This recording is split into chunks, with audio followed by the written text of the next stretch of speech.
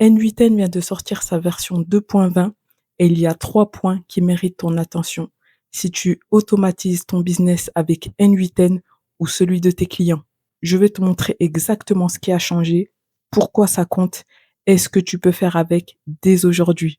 Moi, c'est Eden, je construis des automatisations avec N8N et Claude pour les entrepreneurs et les PME. Sur cette chaîne, je documente ce que j'apprends et ce que j'utilise dans mon activité. Et aujourd'hui, on parle de la mise à jour de N8N 2.20, sortie le 15 mai 2026. 3 points importants. L'AI Builder repensé, les nœuds Python et la stabilité sur l'auto-hébergement avec Docker. Allez, on y va. Premier point, l'AI Builder. Si tu l'as déjà utilisé avant la version 2.20, tu sais qu'il pouvait être un peu brouillon, surtout les workflows complexes avec plusieurs agents. Dans la version 2.20, l'interface a été repensée. La navigation entre les nœuds IA est plus claire. On voit mieux quelle étape fait quoi et dans quel ordre le modèle réfléchit. C'est important quand tu construis un agent qui doit prendre des décisions, parce qu'avant, il fallait vraiment chercher pour comprendre ce qui se passait. Ensuite, la configuration des modèles est plus directe. Tu peux switcher entre Claude, GPT ou n'importe quel autre modèle intégré sans refaire tout ton nœud. Ce que ça change pour toi en pratique. Si tu vends tes automatisations à tes clients, tu peux maintenant leur montrer le workflow et ils comprennent sans passer 10 minutes à expliquer. Et c'est un argument de vente concret. Un client qui comprend ce qu'il achète, achète plus facilement. Et si tu crées du contenu ou formes des gens, l'interface simplifiée rend tes captures d'écran et tutoriels beaucoup plus lisibles. Deuxième point, les nœuds code en Python.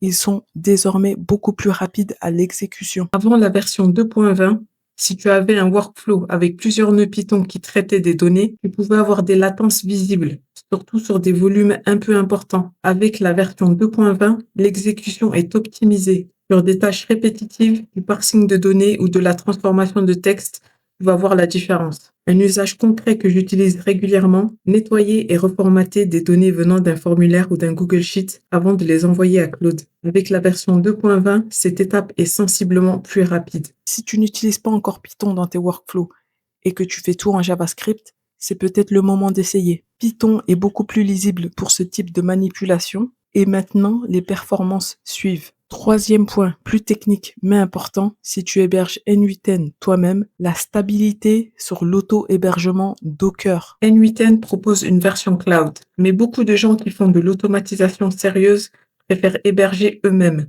pour des raisons de coût, de confidentialité des données clients ou de contrôle total sur l'outil. Le problème avec les versions précédentes, c'est qu'on pouvait avoir des crashs ou des comportements imprévisibles sur Docker, surtout après des redémarrages ou des mises à jour. C'est ce qui m'est arrivé dernièrement. La version 2.20 stabilise tout ça.